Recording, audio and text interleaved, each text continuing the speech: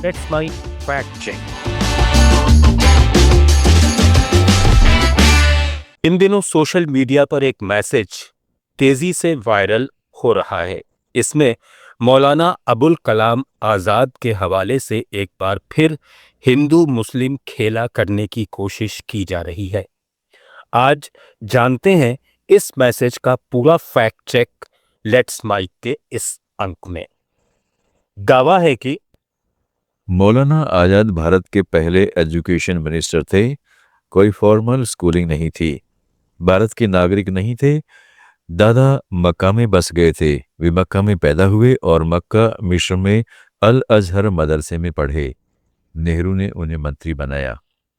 इसका fact check आंशिक रूप से सही, लेकिन नागरिकता का दावा गलत है। मौलाना अबुल कलाम आज़ाद, जिनका असली नाम अबुल कलाम गुलाम मुहिउद्दीन अहमद था, वे भारत के पहले शिक्षा मंत्री रहे 1947 से 1958 के बीच। उनका जन्म 11 नवंबर 1888 को सऊदी अरब के मक्का में हुआ था। उनके पिता बंगाली अफगान मूल के थे और दादा मक्का में बस गए थे। परिवार 1990 के आसपास कोलकाता आ गया। तब आजाद 7 या 8 साल के थे। उन्होंने फॉर्मल स्कूलिंग नहीं की, बल्कि घर पर पिता से ट्रेडिशनल इस्लामिक शिक्षा ली और मक्का और मिस्र के अल अजहर यूनिवर्सिटी में पढ़ाई की। लेकिन वे भारत में रहते थे, भारतीय स्वतंत्रता संग्राम में सक्रिय थे और कांग्रेस प्रेसिडेंट भी बने। वे भारत के नागरिक थे। भारत के नागरिक नहीं थे, ये दावा गलत है। वे भारतीय राष्ट्रवादी थे और भारत में ही रहे। पंडित नेहरू ने उन्हें मंत्री बनाया, ये बात बिल्कुल सही है। इसका सबूत लिंक आपके स्क्रीन पर।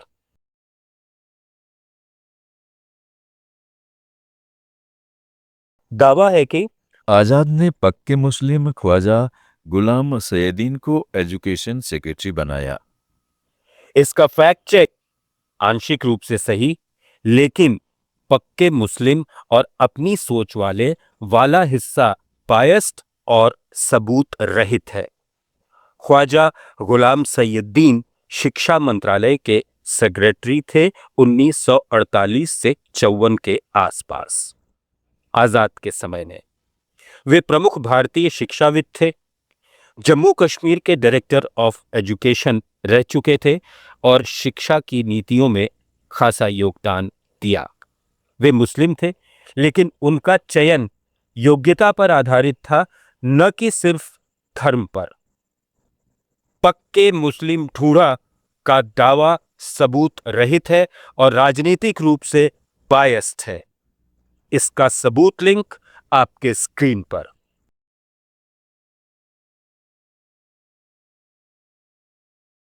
दावा है कि कांग्रेस ने आजाद को भारत रत्न और सैयदीन को पद्म भूषण दिया।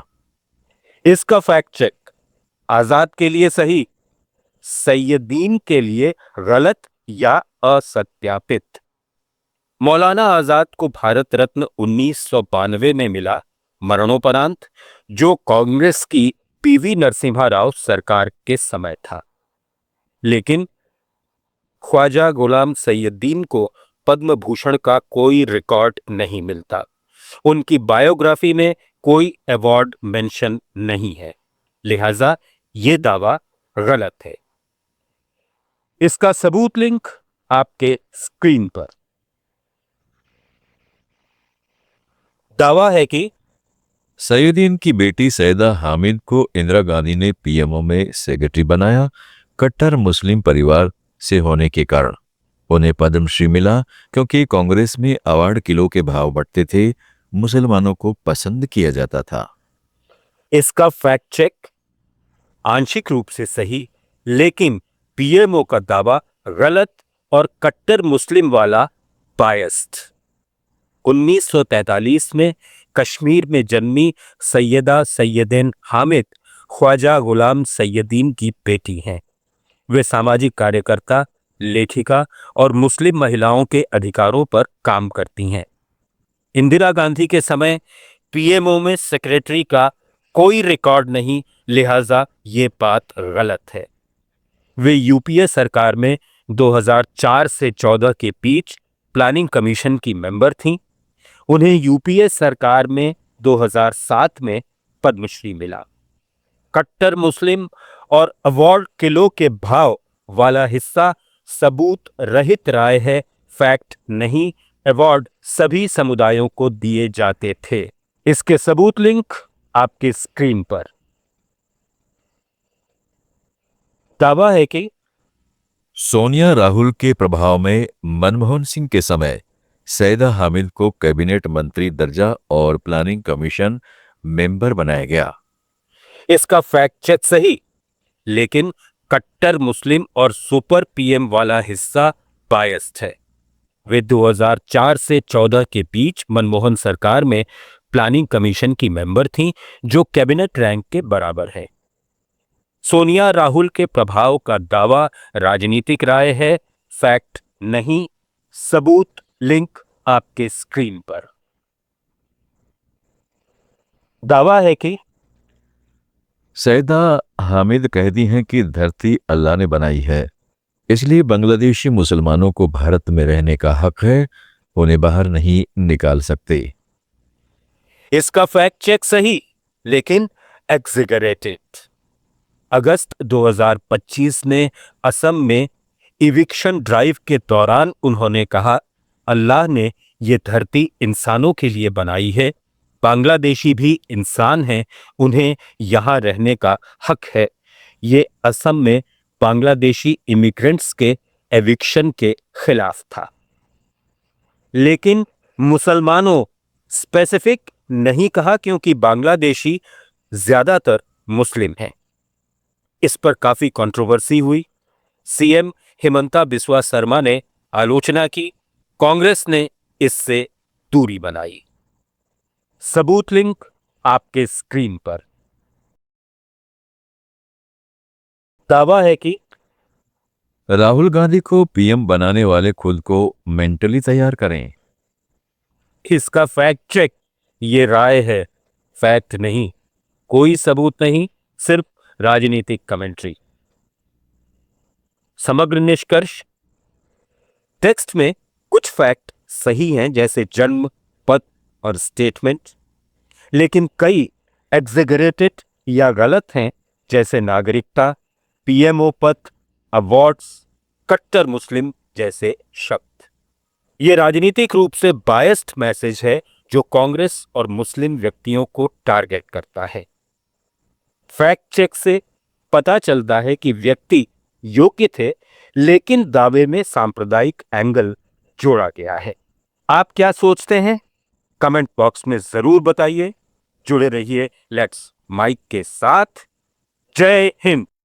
आप सुन रहे थे let's mic more than radio. Follow कीजिए हमें हमारे सोशल मीडिया प्लेटफॉर्म्स पर। It's time for news. It's time for More Than Radio. Presenting the first radio news app, Let's Mic. Let's Mic, a news-based app on your phone where you get to watch and listen news, talk shows, interviews, radio show podcasts. On Let's Mic, you get all relevant information of TV, print, radio, podcast, and digital. Let's Mic talks about every segment of life.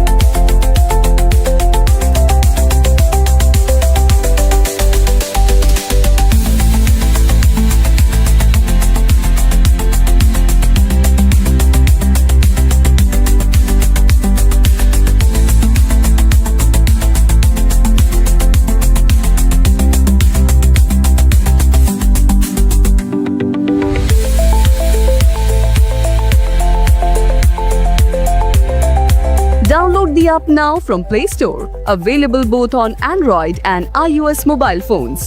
Follow us on YouTube, Instagram, Twitter, LinkedIn, Facebook, Telegram, WhatsApp, Snapchat. Let's talk, let's connect, and let's mic.